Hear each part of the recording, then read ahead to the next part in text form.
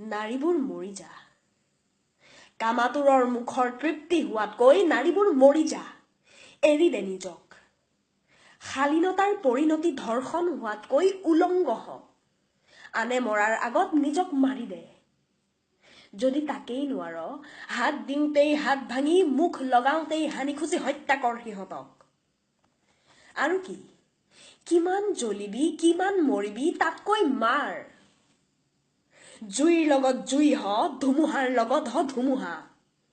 অসভ্যৰ লগত অসভ্য হ। যিয়েই নহ কিয় শক্তিশালী হ। যদি তাকেই নোৱাৰ, নিজকে হত্যা কৰ। প্ৰতিবাদে কি দিব? প্ৰতিবাদবোৰ ব্ৰেকিং নিউজ হ'ব। তাতকৈ কি? জহন্নামে যা কাপুৰুষত, নাৰীৰ গৰ্ভৰে পৃথিৱীলৈ অহা তহঁত, নাৰীক ভোগৰ সামগ্ৰী কৰা তহঁতবোৰ নাৰীৰ হাততে ধ্বংস হ।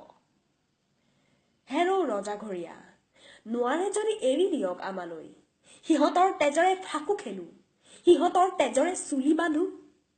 নাৰীবোৰ মাৰি মৰ, মাৰ খাই নমৰ।